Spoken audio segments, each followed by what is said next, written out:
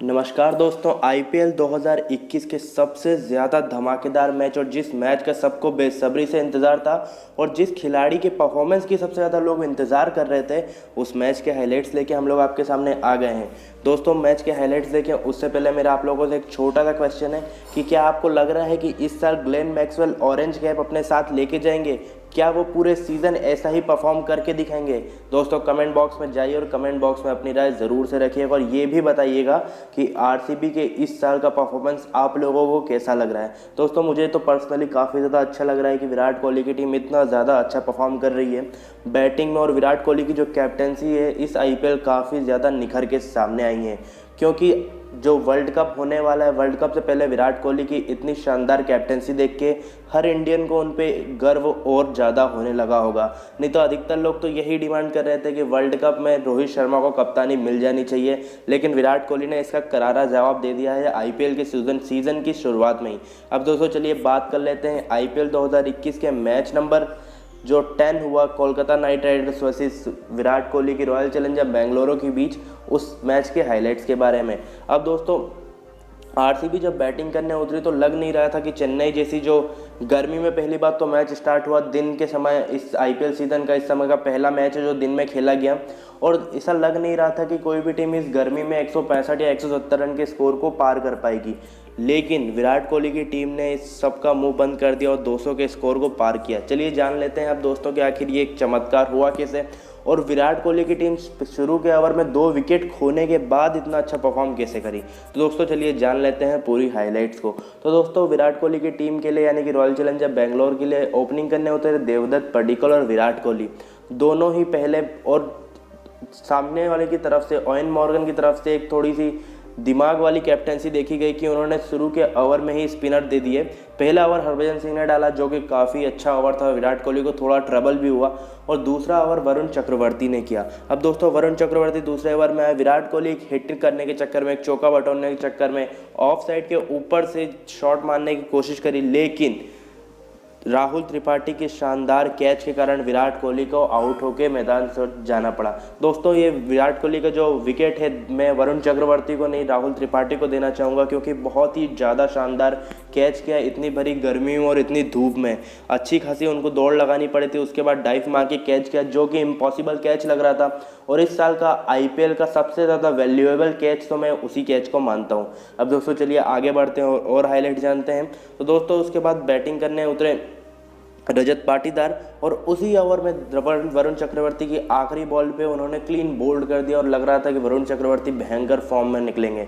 लेकिन उसके बाद हुआ ये कि ग्लेन मैक्सवेल, जो इस साल सबसे अच्छे फॉर्म में नज़र आ रहे हैं, वो बैटिंग करने उतरे और देवदत्त पडिक्कल के साथ संभल के उन्होंने बल्लेबाजी करना शुरू कर दी। लेकिन साथ ही साथ एक और चीज़ देखी गई कि ओवेन मॉर्गन ने वरुण चक्रवर्ती को दूसरा एंड से बॉलिंग पे से हटा ही दिया।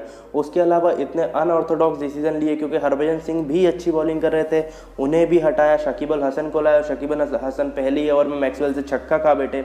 उसके अलावा जब स्पिन बॉलर अच्छा कर रहे हैं, वरुण चक्रवर्ती अच्छा कर रहे हैं, तो पहला ओवर करने के बाद उनको हटा दिया गया, जिसके बाद पैट कमिंस वहां पे बॉलिंग करने आए और वो भी खासे महंगे साबित हुए। ग्लेन मैक्सवेल ने उनको भी नहीं छोड़ा, स्विच हिट पर उनको भी छक्का मार दिया।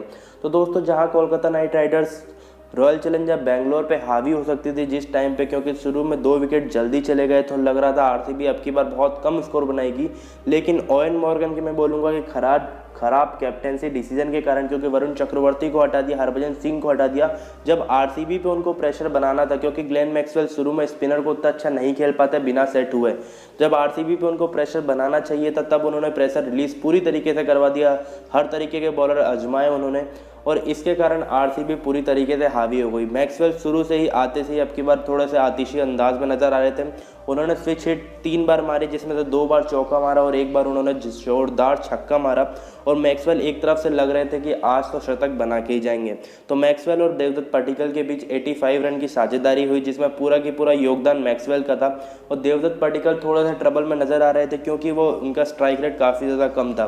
तो दोस्तों, उन्होंने 28 बॉल पर महज 25 रन बनाए, और फिर स्ट्राइक रेट को बढ़ाने के चक्कर में जब टीम को नीड थी, वो सही भी था कि उन्होंने छक्का मारने की कोशिश करी, लेकिन वो बाउंड्री लाइन पे कैच आउट हो गया प्रसिद्ध कृष्णा की बॉल पे, और कैच किया था फिर से राहुल त्रिपाठी ने। अब दोस्तों, आरसीबी के 3 विकेट जा चुके थे और बैटिंग करने उतरे। लोगों को ये दुख नहीं था कि आरसीबी का विकेट गिर रहा है, क्योंकि लोगों को इस बात की खुशी थी कि AB डिविलियर्स बैटिंग करने आने वाले हैं। अब दोस्तों AB डिविलियर्स जब बैटिंग करने आए तो सारी पब्लिक खड़े होके, पहले ही बहुत कम लोग हैं लेकिन फिर भी जितने लोग थे सब चेयर करने लगे। और AB डिविलियर्स ने जो मैदान पे बैठे तो जो थोड़े से दर्शक हैं उनको, और जो टीवी पे देख रहे थे उनको पूरा एंटरटेनमेंट किया। दोस्तों हुआ ये कि ग्लेन मैक्सवेल एक तरफ से हिटिंग करना स्टार्ट हुआ और साथ ही साथ AB डिविलियर्स भी उनका पूरा साथ दे रहे थे। अब AB डिविलियर्स तब तक खामोशी से बल्लेबाजी कर रहे थे जब तक ग्लेन मैक्सवेल हार्ड हिटिंग कर रहे थे। जैसे ही AB डिविलियर्स और मैक्सवेल के बीच पार्टनरशिप 50 रन पार हुई, उसके बाद दोनों छोरों से रन बनना स्टार्ट हो गए। लेकिन इसी बीच जब ग्लेन मैक्सवेल 78 रन पे थे, जो कि उनकी अब तक की मेरे हिसाब से सबसे शानदार पारी रहेगी IPL की, क्योंकि उन्होंने संभल के बल्लेबाजी करना स्टार्ट हुआ, टीम को आगे लेकर जब नीड थी तभी हिट करी, और जब शॉट मारने की ज़रूरत थी और वीक बॉल उन्होंने देखी, जैसे कि नॉक बॉल है, फ्री हिट है, इन्हीं बॉलों पर उन्होंने शॉट मारने की कोशिश करी, जो कि देख के हर किसी को बहुत ही अच्छा लगा होगा। और इसी कारण अब ग्लेन मैक्सवेल के पास ऑरेंज कैप भी आ चुकी है। तो दोस्तों इस तरीके से ग्लेन मैक्सवेल की बल्लेबाजी थी। और उसी ओवर में फिर पैट कमिंस का ओवर था 17वां, जब टीम को नीड थी और रनों की, तो ग्लेन मैक्सवेल को सबसे पहले उन्होंने एक बाउंसर मारी जिस पर मैक्सवेल शॉट नहीं खेल पाए, और ओवर के आखिरी बॉल एक और बाउंसर आई। मुझे पर्सनली लगा कि ये सेकंड बाउंस होनी चाहिए, लेकिन एम्पायर और थर्ड एम्पायर ने उसे सेकंड बाउंस नहीं दिया और ग्लेन मैक्सवेल को उस बॉल पे आउट होकर डगआउट में जाना पड़ा। लेकिन तब तक ग्लेन मैक्सवेल अपने हिस्से का काम तो कर ही चुके थे, अब बाकी रिस्पॉन्सिबिलिटी थी AB डिविलियर्स की। और दोस्तों साथ ही साथ विराट कोहली ने एक और ब्रेव डिसीजन लिया कि उन्होंने शादाब खान की जगह उतार दिया बैटिंग करने जेमिसन को, जिन्होंने भी काफ़ी ज़्यादा शानदार बल्लेबाजी करी।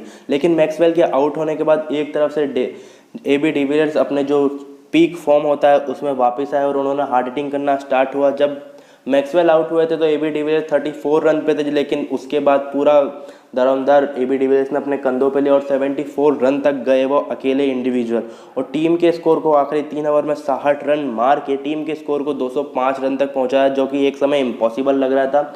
और इम्पॉसिबल को पॉसिबल हम सबको पता है केवल AB डिविलियर्स ही कर सकते हैं।